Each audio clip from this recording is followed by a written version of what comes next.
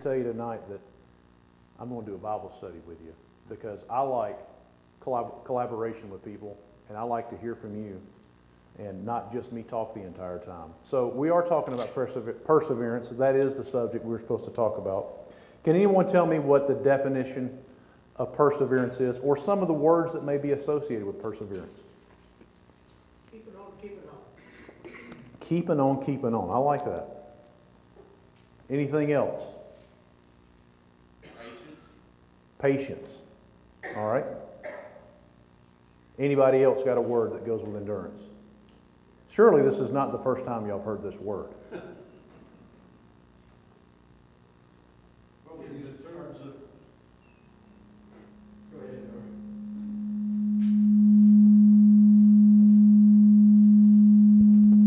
Am I doing something wrong?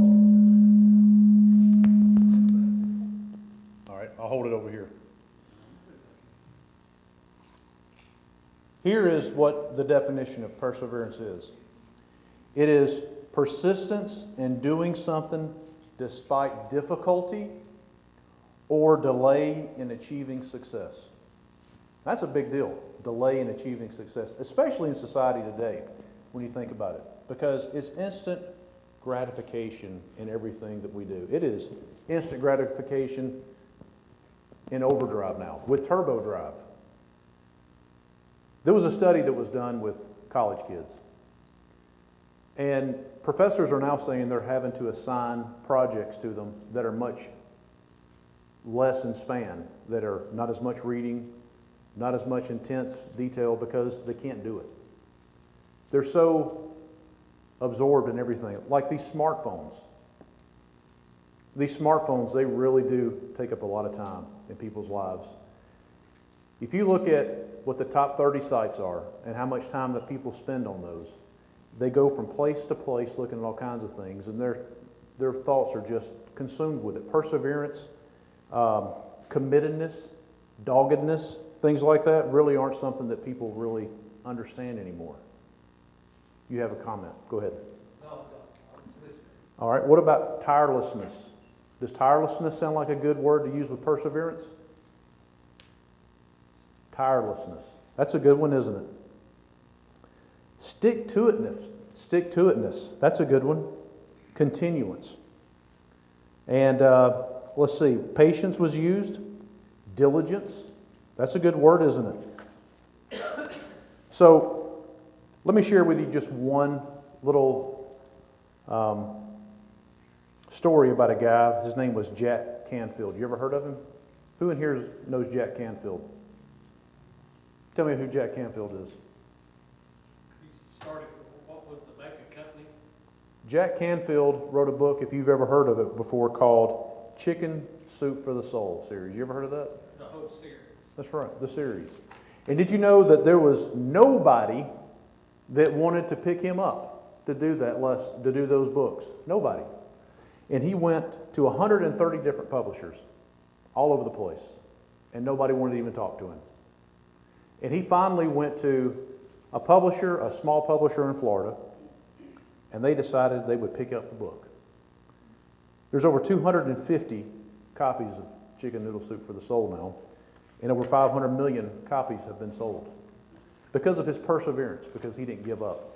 He continued to do something. He continued to go after it. He came up with something fantastic. So let me ask you this question. Have you ever heard of Thomas Edison? Did you know that he created the light bulb? How many times did it take him to do the light bulb? It was 1,000 times, and he finally got it right. Now, do you think he would have given up after 1,000 times on something like that? Sure. But if you were to ask that man, he would have told you he figured out 1,000 ways not to do it. He kept endurance, and he kept after something until he finally achieved his goal.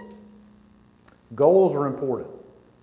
In the construction industry, I have learned that the most important thing about a construction project is a deadline.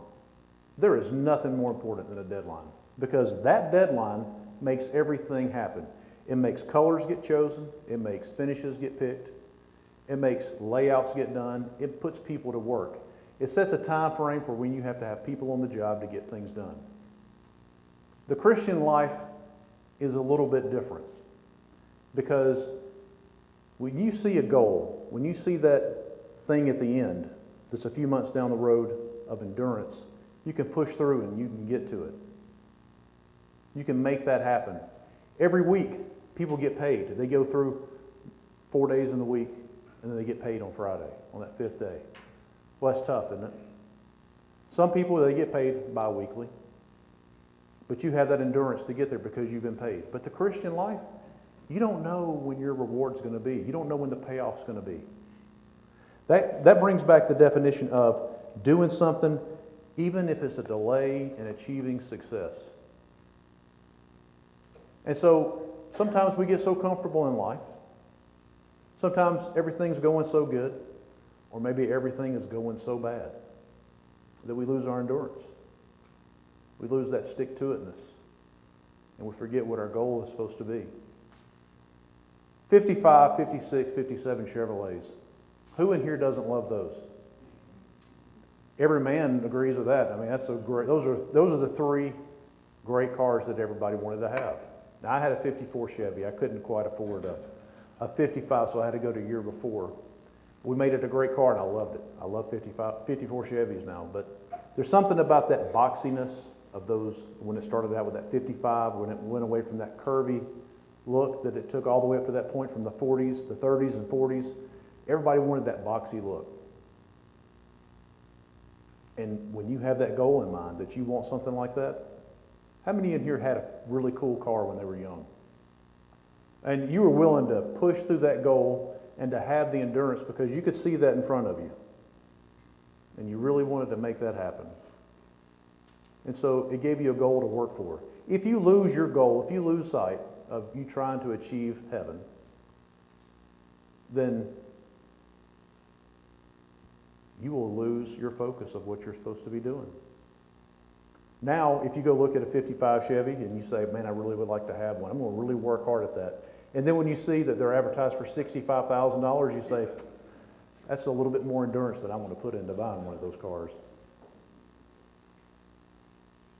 So sometimes people, they start off on their Christian journey and they realize that they don't know when their reward's coming. And they say, you know what? That's a little bit more time than I'm going to put into that. Or maybe, you know what? I'll try to get into that a little bit later in life. Paul talked about a runner, didn't he? About running a race. About he has run the race.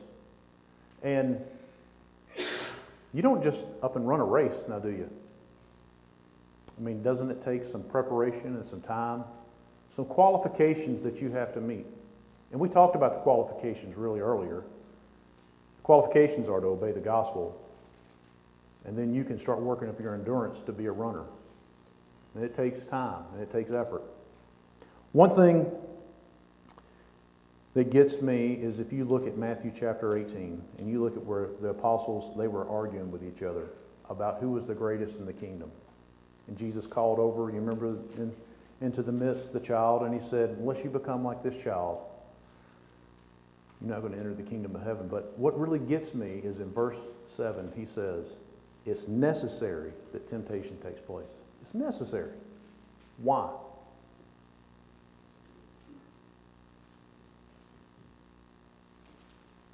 If you are a runner and you're sitting in the stands of the Olympic Stadium and you see these guys running a race and you decide, I'm just going to jump out there and start running this race with the rest of those guys, how far do you think you're going to make it around the track?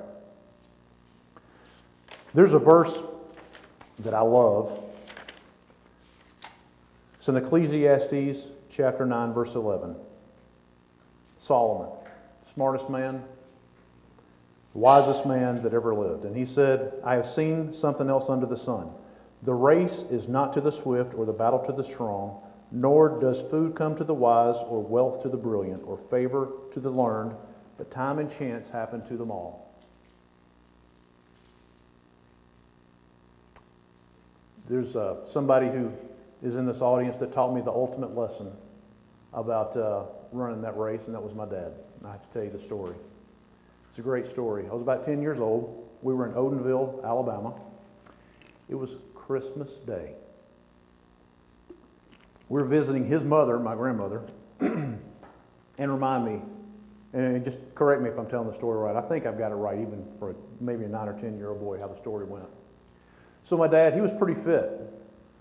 He was playing tennis, he was jogging and stuff like that. And so we were sitting around, and he had his brothers, his younger brothers, his older brother, they were there.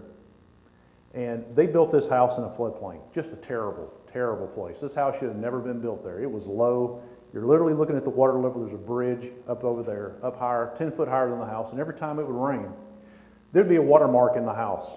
So they never should have built the house there in the first place, but they did. Well, I'm telling you all this is to get to the bridge that I'm about to tell you about. So he's talking about how he's running every day and how he's running about 4 or 5 miles a day. And so there's his younger brothers over there. So Bobby, you're telling me that you can run 5 miles in a day? You know, sitting there blowing the smoke out. Yeah, I sure do. Well, I tell you what. You see that bridge over there? I'll race you to that bridge. And that was his brother David. Then his younger brother Henry, him also over there smoking a cigarette. Yeah, I bet you I can beat you over there, Bobby. So my dad, wearing his wingtip, said, okay, well, let me go get my shoes out of the car. And they say, okay, throw the cigarette down, they put it out. And so they line up, all three of them. This is Christmas Day. And my dad said, okay, the first one back wins. And they say, no problem. So they all three took off running. And it seemed to me like that bridge was a quarter mile away. It might have been just a football field away. And they all took off running. And they ran as fast as they could, except for him. He started jogging real slow. And his brothers got about halfway there, and they were both leaning over and just about to puke their guts out. And then here he goes, just jogging real slow, and he just walks up, and he just touches that bridge, and he turns around, and he just jogs right back to the house. And they were just dead. And then they started accusing him of tricking them and cheating them and everything else. You see, they thought they were being really swift, just taking off and running as hard as they could right there from the beginning. But he knew that it took some endurance and it took some time to build that up. And he made it there and he made it back. I've also seen his endurance broken, though. We had a dog when we lived in Olive Branch, Mississippi. And it was an old, who's ever had a lab. Labs are just wide open. This was a black lab. We named it Blue. And that dog drug up everything from every neighbor and just dug holes everywhere. And he didn't have the endurance to see it through, so we wound up getting rid of our dog. I remember seeing that dog take off in the pen. You remember that? But people lose sight of what they have to do for their endurance. Romans chapter 12, verse 12 says, be hopeful, be joyful in hope, patient in affliction, faithful in prayer. So why should you be joyful in affliction?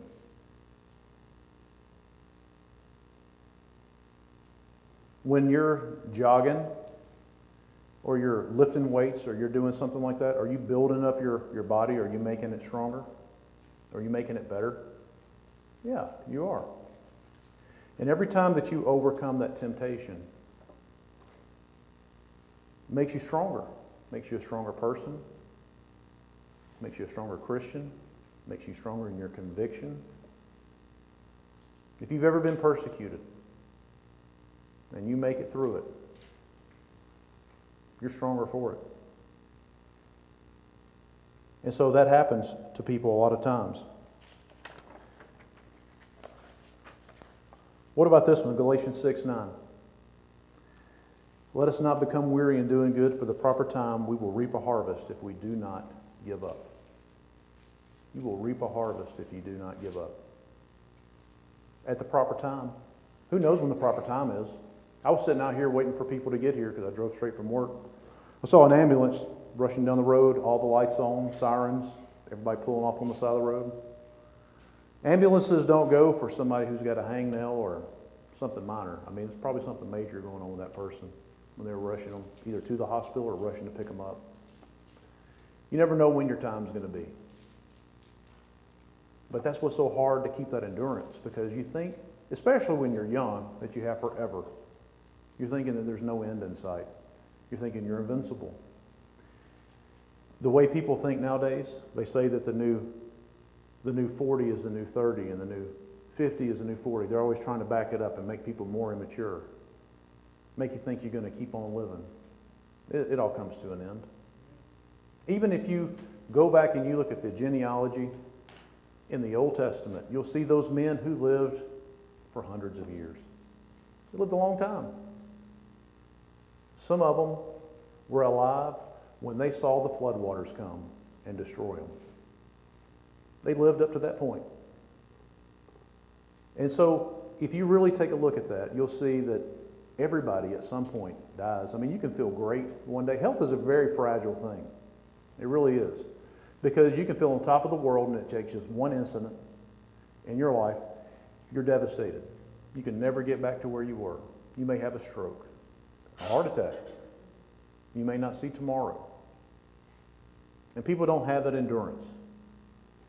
And they fall away, or they don't have that endurance, and they begin that race as a Christian. They don't make it very far, because a lot of people, they start off on fire, and they run hard, and then they burn out really quick.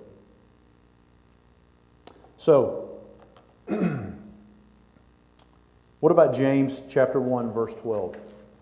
One of my favorite books, one of my favorite verses in the Bible. Blessed is the one who perseveres under trial, having stood the test. That person will receive a crown of life that the Lord has promised to those who love him. A crown of life. You will be rewarded a crown of life. Now, that's not a cheap thing. That's not some medal that they hang around your neck as you stand on the podium at the Olympics. That is the crown of life. That's not a piece of bronze, not a piece of silver. It's not even a certificate of achievement. That's a big deal.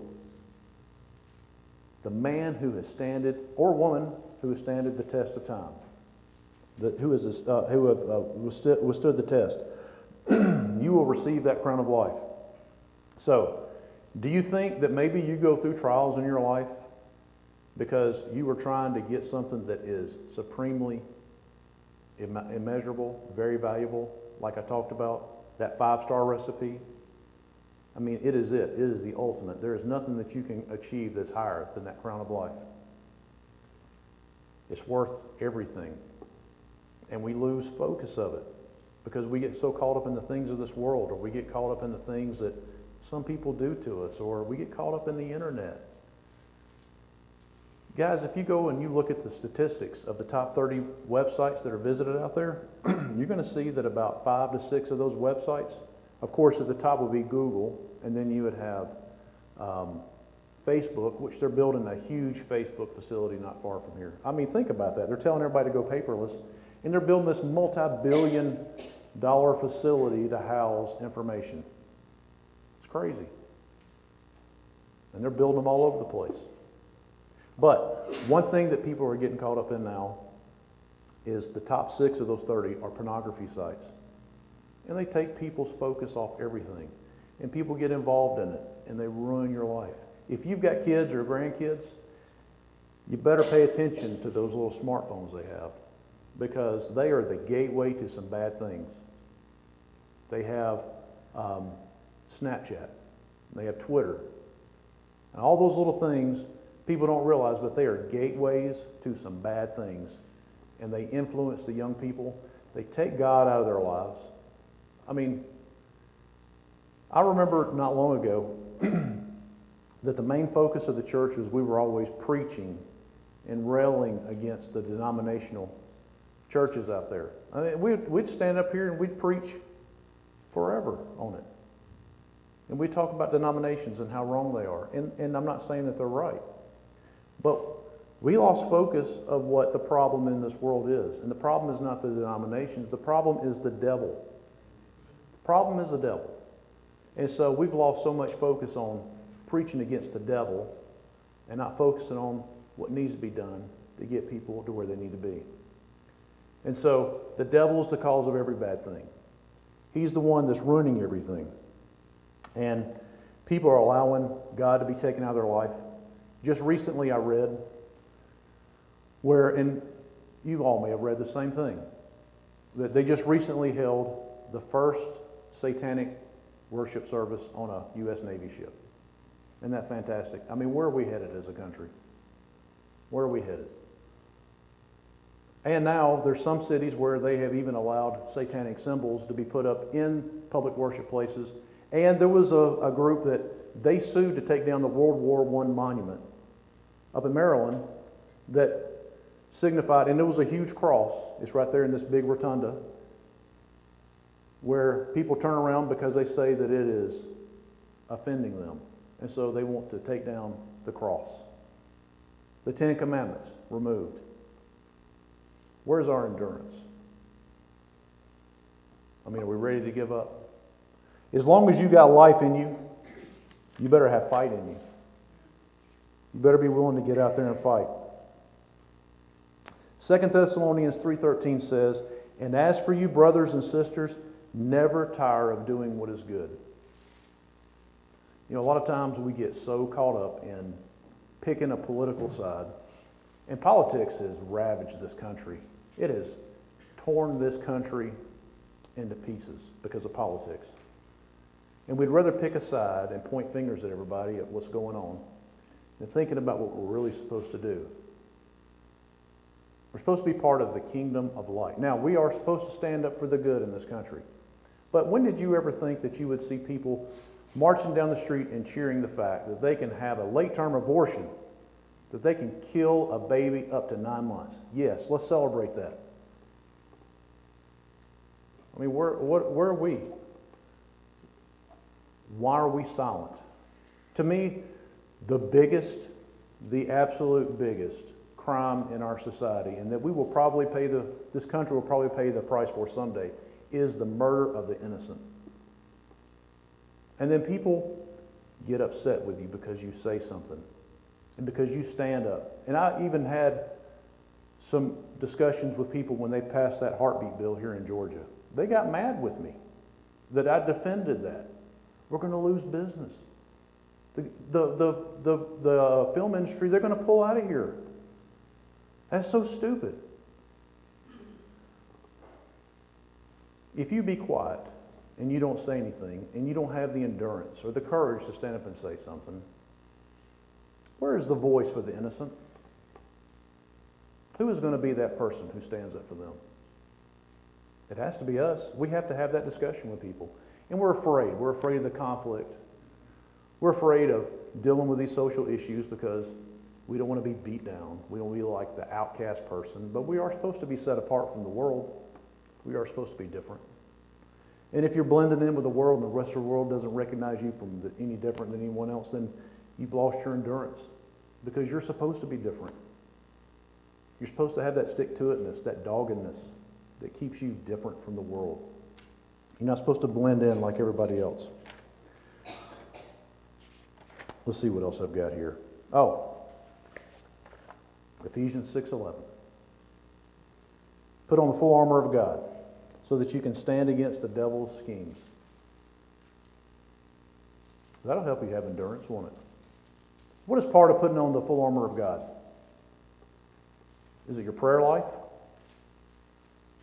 Is it reading and understanding the Scripture? Is it attending services, talking about things with your brothers and sisters to help strengthen you? Is that part of it? I'm just asking. Anybody, feel free to say something. I got to take a drink of water. I see some head shaking, so I guess I said the right thing.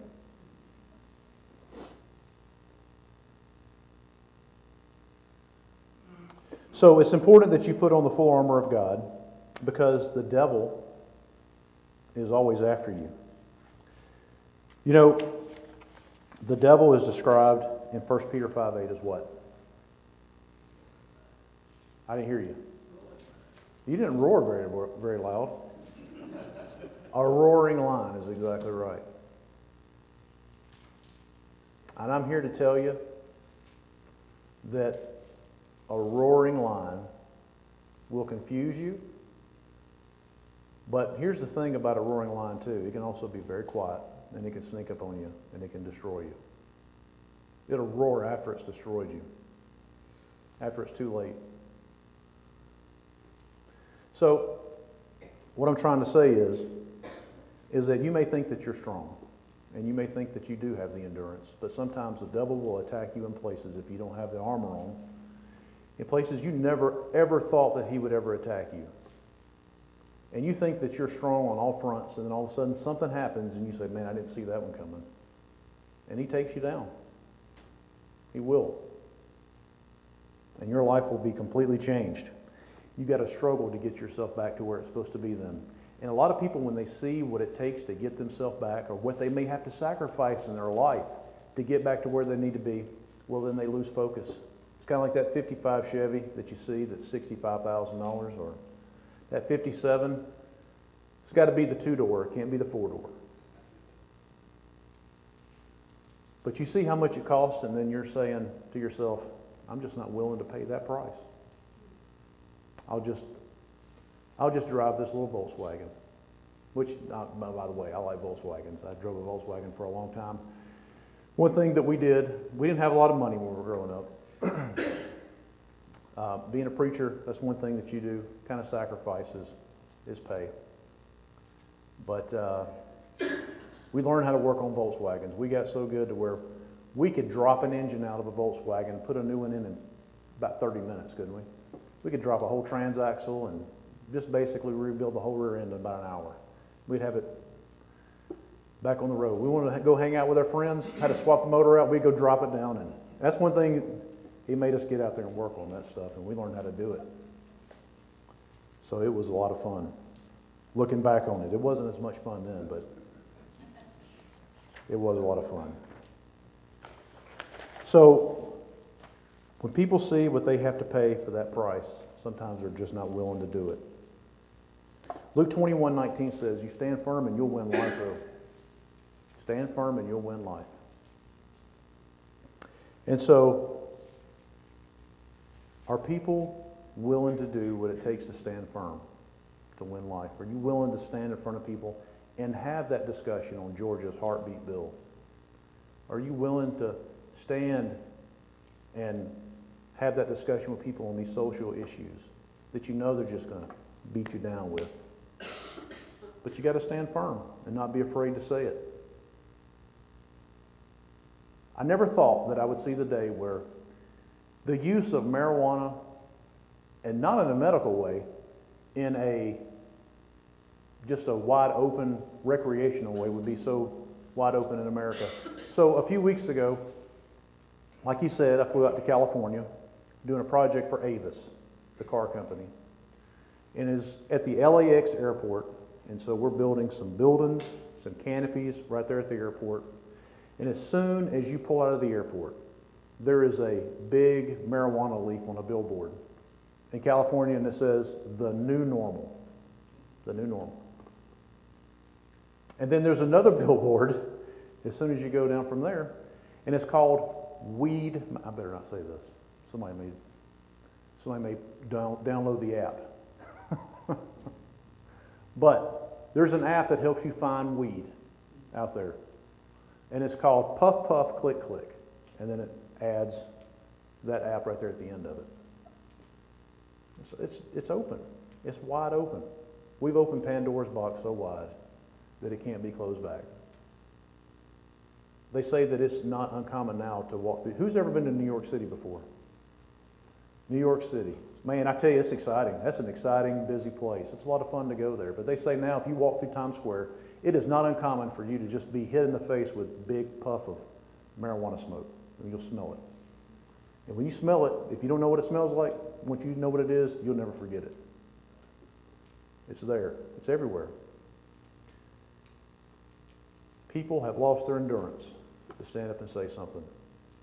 We've allowed people to rip God out of our lives, out of our schools, out of our public places.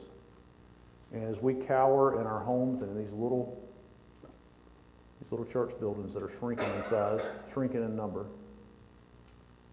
shrinking in influence, shrinking in youth because we're failing to make that investment, to have that endurance, to pursue the important things that we should be pursuing. John 6:40, for my Father's will is that everyone who looks to the Son and believes in him shall have eternal life, and I will raise him up in the last day. There's your reward for endurance. There's your crown. He will raise you up. It won't be easy, but he will raise you up in the end. Don't you want to be that one that's raised up? Yeah. Now, there's some older people in here, and the physical endurance that you have, that you used to have, you wish that you had it back. I know you do. But don't you wish you had that spiritual endurance that you have now when you were younger? It's amazing how things kind of shift in your life. That you go from having so much confidence and endurance in yourself to where you start to rely more on God. And it just would be wonderful if we could start out younger and have that endurance all the way through our lives and just be a great tool for him to use. But a lot of times we just don't do that. We don't start getting the endurance in our Christian lives until we get to where we start seeing the end of the road. We don't start planning until we start seeing the end of the road. We've lost foresight to be able to plan. Just a good example of that is they talk about how that people who have 401k plans and savings is an all-time low. All-time low. People now would rather invest their retirement money in what they call experiences and travel rather than save up for a rainy day. Because they see no end to it. Especially right now when the economy is so great. The economy is really good. It's a freight train. And people are traveling all over the place. Matter of fact, if you go on websites like Expedia or some of these other websites, if you want to try to book a nice little trip, you'll see stuff just start, we got one room left. This had 300 views. Bam, bam, bam, it's gone. People are going everywhere. They're going all over the world. All over the world. And the gospel's not going with them. Isn't that amazing? The gospel's not going with people who are going all. It is. We live in such an easy time. You can buy a plane ticket to the other side of the world for less than $2,000. You can do that. Round trip, as a matter of fact. There was a guy, won't mention names, but church spent a lot of money at one time to send him to Nepal. A lot of money. Guy got off the plane, he stepped outside and said, man, it's hot here and humid. And guess what happened? He walked right back in the airport and came back. Didn't even make it out of the airport. That's as far as God's gospel message made it, was at the airport in Nepal, and he came right back. And it wasn't his money, is right. Wasn't his money, and the message made it no further than that. Now, I'm not going to condemn the guy because he may be a fantastic Christian today. But at that moment, his endurance wasn't there. It wasn't there. And that's something that we always have to work on. That steadfastness, that stick-to-itness, that we always have that endurance, that we're not afraid. And we have to put on the armor, and we have to look at the goal. We have to look at what the crown of life is there for. This is not something that God is going to give away with absolutely no effort put into it whatsoever. It's going to be a tough thing to get. You remember, you talk about somebody who's got endurance. Think about Jesus in the wilderness for the 40 days and 40 nights. And I'll go one further than that. You think about the endurance that God has today, looking at this world and the condition that it's in. His patience and endurance that he hasn't destroyed this world. Now that is the ultimate example of endurance right there, is the fact that we're still here today. That is a big, and I'm thankful that he is as patient as he is, because he could come at any time and just be done with it. Now, I don't know when that time is, but we still have an opportunity to build up our endurance and to get that message out there. So, with that, I have nothing else to say. So I'll let you guys have it. Now you can go have your Chick-fil-A. Thank you very much. He said he's gonna get